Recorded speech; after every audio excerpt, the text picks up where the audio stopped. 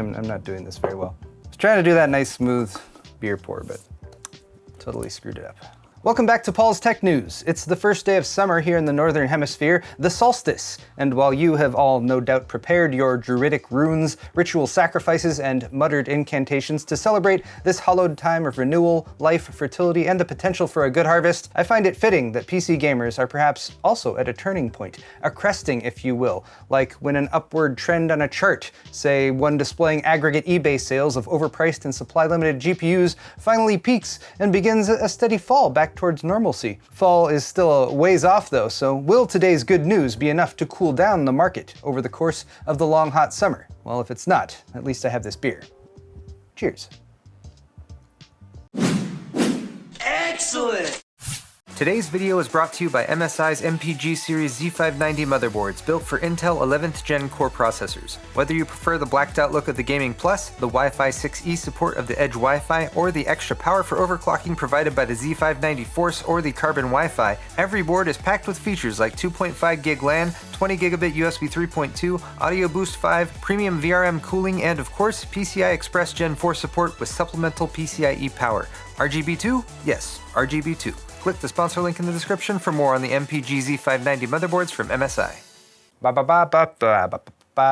So back in May, I was able to share some hopeful news about the GPU shortage, and today is a bit of a follow-up to that, a sequel, you might say, and the news is once again hopeful. Tom's Hardware has been maintaining a GPU pricing index since back in February to track sales on the secondary market and try to get a sense of how much people are actually paying for graphics cards.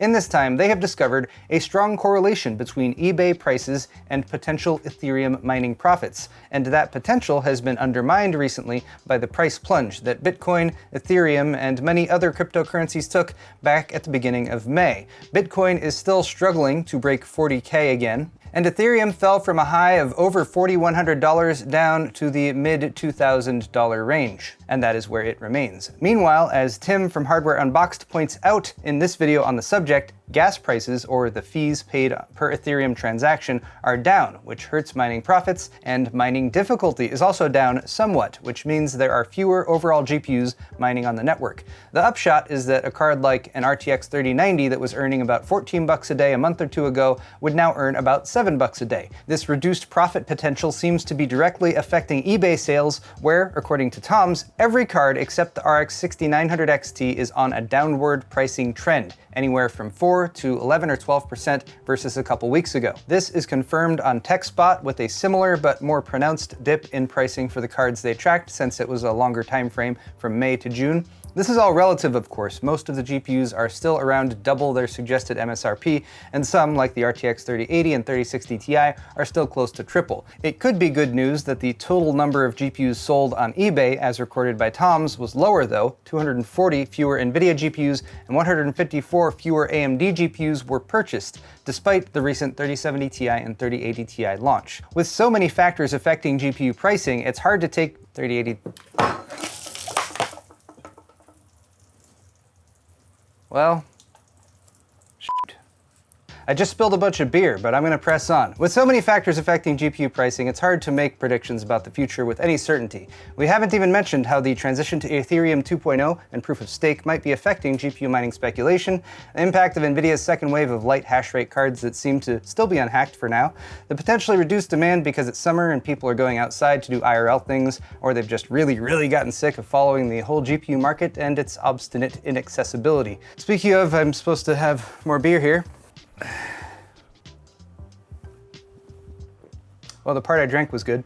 Here's a nice TLDR for now though, a chart put together by Reddit user Gregable using daily average sell prices for GPUs on eBay, aggregated to show price per hash rate over time. And there it is, as Gregable points out, the May 16th average was $26.22, and on Wednesday it was $20.88, a drop of over 20% in 1 month. If you're a PC gamer in need of a GPU, that's something to be hopeful about.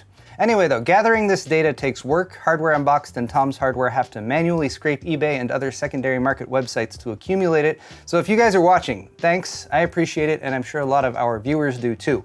There's a bunch of articles on this stuff in the description if you want to read more. It's highly recommended. AMD's FidelityFX Super Resolution is expected to launch on June 22nd, and according to leaked details on videocards.com, there will be 7 games that support it at launch. And there they are, along with a 12-game list of coming soon titles that includes Far Cry 6 and Resident Evil Village. I can't verify the legitimacy of this leak, but consider that it was sourced from a tweet by BrolyX1 on Twitter. Video Cards wrote the article based on the tweet, then Broly went and deleted the tweet, but then on his main profile, he went and linked back to the Video Cards article featuring his now deleted tweet, which I think creates an infinite loop or a black hole or some other violation of the physical laws of the universe. Let's be honest though, this list isn't particularly amazing or anything, and although there are a few standout titles, I think there will be disappointed fans who expected FSR to just launch and immediately make their RX 580 or GTX 1060 twice as good in all the games that they play. The game does have to support FSR as well, so it may take some time for some titles, and some games may never receive support at all.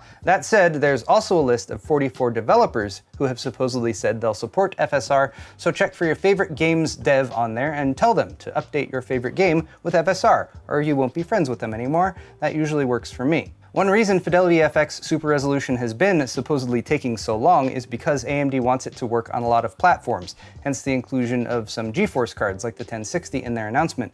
This should include the consoles, and while they weren't mentioned in Broly's evanescent tweet, a couple weeks back, Microsoft did speak up on the topic in an IGN article. At Xbox, we're excited by the potential of AMD's FidelityFX Super Resolution technology as another great method for developers to increase frame rates and resolution. We will have more to share on this soon, said autonomous Microsoft spokesperson Drone Model XR18. This means Xbox Series X and S should get FSR support at some point, although there's no word on launch dates, game support, or other details. Now, if there's a GPU that's hardest to get right now, it's probably the Radeon RX 6900 XT. So a new one launching should mean more of them available, right?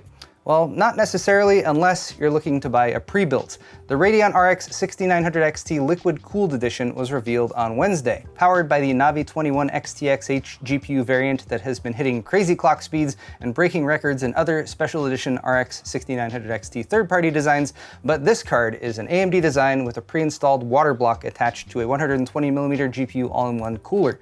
This means a nice-looking card in my opinion, with a 2435 MHz boost clock, 16 gigs of VRAM that hits 18 gigabits per second instead of 16, and a 330 watt total board power. However, it looks like AMD has figured out a way to sell these at a little bit of a markup by only offering them through pre-built system integrators like NZXT, Main Gear, and iBuyPower. The price bump to upgrade to the liquid-cooled 6900 XT is about $800 over the air-cooled version 2, bringing the amount charged for the GPU up to well over $2,000.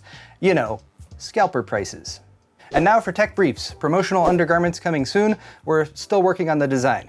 Grand Theft Auto pops up in the news every now and then, and we all want to know if the news is about GTA 6. This is not about GTA 6, it's about GTA 5, which is getting a downgrade to punish rebellious PlayStation 3 and Xbox 360 owners who haven't forked over the cash to buy the game again on a newer console. Rockstar announced Wednesday that GTA Online will shut down for those crappy old consoles on December 16th, 2021, a date that is definitely not also the GTA 6 launch date or related to GTA 6 at all. The Right to Repair movement gained some federal support on Thursday as Congressman Joseph Morell from New York filed national right to repair legislation titled the Fair Repair Act, because rhyming bills often get passed based on their catchy titles alone.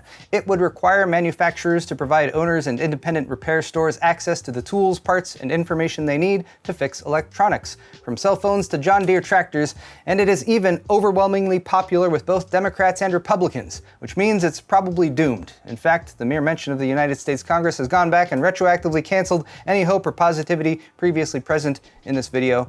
They probably caused me to spill my beer too. Speaking of pointless redundancy, Team Group, the company with two names that mean the same thing, has called first in the race to sell DDR5 memory sticks to an eagerly awaiting populace with no compatible hardware to install them to. It's a 32GB or 2x16GB DDR5 4800 kit, and even with CAS latency 40 timings and no RGB, it should still be about 50% faster than DDR4, while running on only 1.1 volts, having default EEC support, and sporting 32 banks of DDR5 memory chips, up from 16 on DDR4. Only $400. Intel's Alder Lake, the first consumer platform expected to support DDR5, isn't expected until October. The worldwide chip shortage affects more than just GPUs, and industry experts are warning that a rash of counterfeit chips may be on the way soon. Manufacturers of phony chips target supply-constrained production lines at factories where the need to get back up and running is more important than due diligence, and it's not until end users report improper device configurations or suffer from spontaneous failures that the problems are discovered. Stay frosty for counterfeits as we move towards the holidays once again, especially from lesser-known manufacturers. Facebook is putting in-app ads into Oculus Quest games because apparently requiring a Facebook account for Oculus wasn't enough to kill the VR platform on its own. They claim that the ad revenue will help developers generate revenue, but I'm willing to bet that Facebook will be collecting some of that revenue as well. Don't worry though, Facebook won't use the information stored on your Oculus Quest to target you with in-game ads. They'll just keep using that data to push targeted ads to your connected Facebook account like they've been doing since 2019. Weird how the VR thing never really took off. If you're unhappy at work, maybe you should consider a job with Beijing-based Canon Information Technology, a Canon subsidiary where smiling is mandatory and enforced by AI cameras that won't let you in unless you show your pearly whites. Having a bad day? Better turn that frown upside down if you want to get to your cubicle and stay gainfully employed. I often find that the best way to improve one's mood is through the use of force, which is why I'm now requiring all of my viewers to express either rapt attention, hysterical laughter, or that kind of serious, lost in thought, sort of shocked stare that you give after learning something that totally blew your mind from watching one of my videos. It's like I'm making a thumbnail.